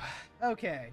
Right now we're just doing Wondrous Tale stuff. If you know me, you know that I'm like way into Magic and I'm way into Final Fantasy 14. So basically what we do here is I stream at the same time every weekday. It's like 5 o'clock Eastern, 2 o'clock Pacific. We play 1 hour Magic and then we do dailies on Final Fantasy 14. And the whole point is that we are taking care of the grinding that you really don't want to be doing for fun during your for fun game time. We hang out, we yap. I'm talking about an essay that I'm going to be publishing, hopefully in the next couple of weeks or so. Good time. Don't Stop Girly Pop is the game you were thinking of? Don't Stop Girly Pop is the game I was thinking of. And like, that's definitely... Hold on. I'm going to pull this up real quick. So that way... It's just a little bit more context. Oh, that one! That's the, oh god. That is the girl game shovelware aesthetic that is a first-person shooter game. Right, that's where I heard it from before, right. But like, the game is awesome, and like, I remember seeing that one essay about like how this game actually just like makes you rethink about it and recontextualize exactly what a, quote, girl game looks like. Right. I'm glad you're having fun. Glad that if you have to rain and run, absolutely go ahead, do that. Get the food, get the water, get hydrated. Don't be stripping up like me. Ooh boy, I've got like two more trials that I need to finish up so we can get this weekly experience. And then Raiders, we are finishing our Final Fantasy VIII playthrough tomorrow, so if you want to be around for that, please by all means join in. And then hopefully next week we're actually going to be back on the Final Fantasy XIV playthrough with our buddy Fron. We're going to be returning and doing the Warring Triad. We're going to do relics. We're going to do a whole bunch of stuff as we start prepping up for Stormblood. A very, very underrated Final Fantasy XIV experience.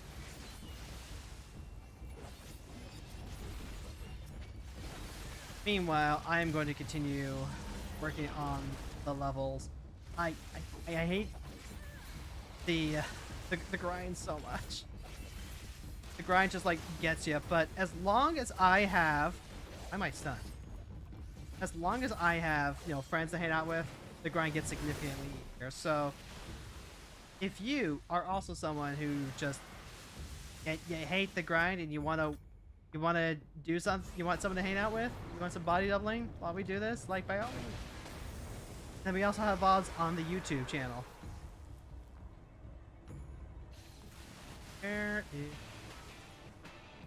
We've got VODs on the YouTube channel. I go back and I watch them for quality assurance while also like getting the fun of reliving some of the fun wins that we had. We were playing Renoa earlier for Brawl. And now with the new matchmaker, it's actually a much easier deck to play. I still need to make some changes. I still need to make some tweaks because I can't quite go as creature heavy as what I wanted to originally. But like, it's fun. It's fun to play a 5 mana 4-drop that just comes into play, makes a dog, and doesn't do anything until the next turn. I promise. You're gonna be on Stormblood for a month, Hero? I know, but like, we're gonna be on the road to Stormblood. That's what I'm building that for. You gotta build hype. You gotta get the people excited, right? Like, we're at that point where the MSQ starts laying the groundwork for not just Stormblood, but also the expansions afterwards. Like, you know about Burt and everything. We have so much left to do. I know we have a lot to do. But you gotta build hype, Fron. Gotta be like, alright, we're on the road. We're gonna get there. Every step we take, it gets us one closer to the next expansion. And then, hot damn, we're gonna have so much story and fun to do. Like, hell, I still need to do all my yellows in Heavensward, right? And that's what I'm probably gonna have to spend some game time on. I might even need to spend some daily grind time doing some of that. Oh, hey, we got a line.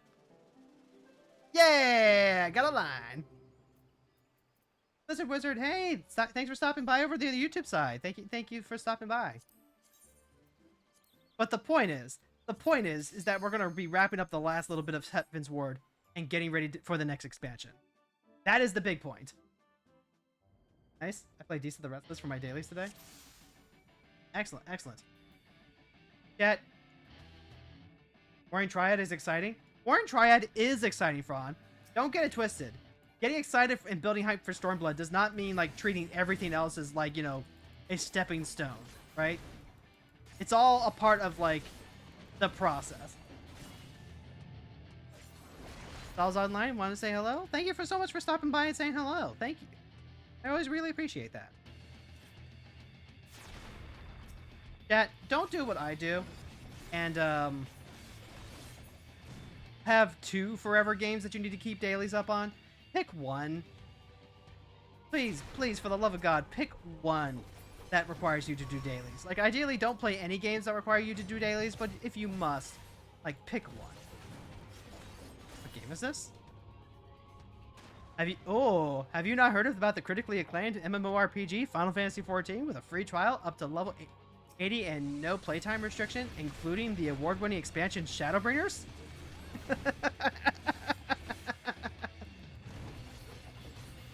That's what we're doing. This is that time. If you look at the live tab on the channel, this is what we do pretty much all day while I'm working on everything else. We are... Hold on, what am I doing here?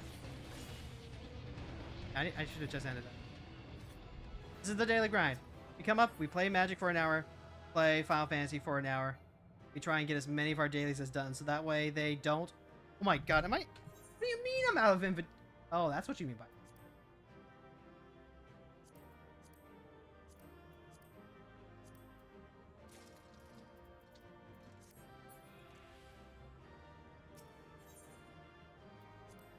Do not do what I do and play 2 gachas.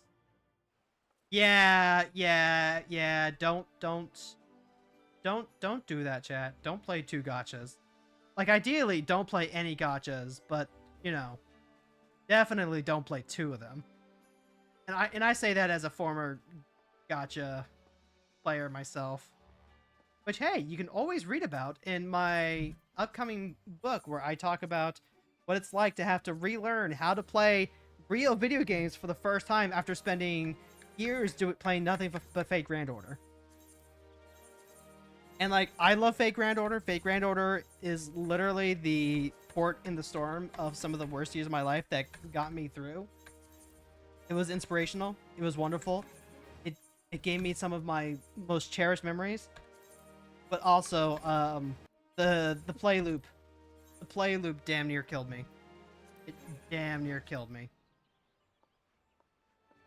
Woo! And fortunately, we did get that in time. Okay, chat. We have a chance. We have a chance for like one more line here. We get it here, and we get it...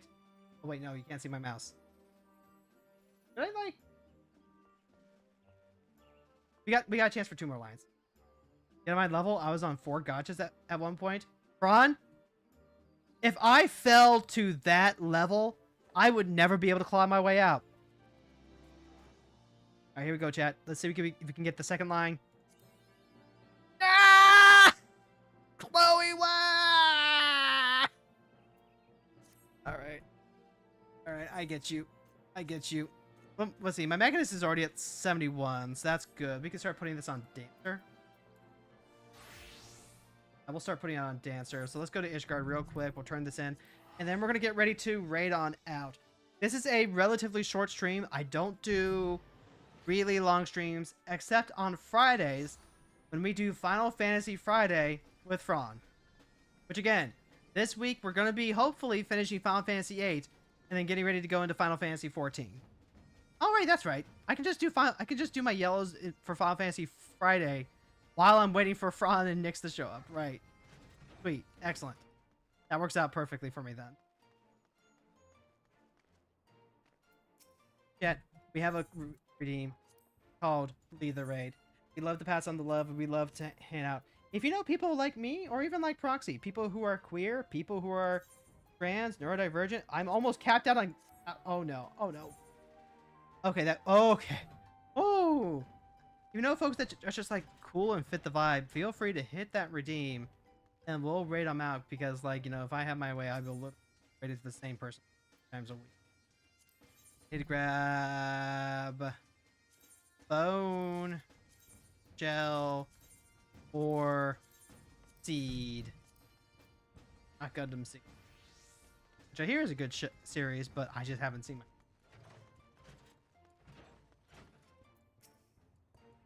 it. Okay. Go ahead. Hand that back over. Give me the poetics. Give me the B. Excellent. And we go ahead and start wrapping things up there. If you're over on the YouTube side, hey, thank you so much for coming in and hanging out. Thank you for saying hi. Thank you for joining us. Like I said, we do this every day. Unless, you know, stuff like a therapy day. What it is. We're going to go ahead and end it over on the YouTube side right now. So, once again, leave a like, subscribe if you haven't. Tell people about the stream if you think they'll enjoy it. Loop. And then over on the Twitch side, how are we doing on the Twitch side? All right, let's go ahead. Who is currently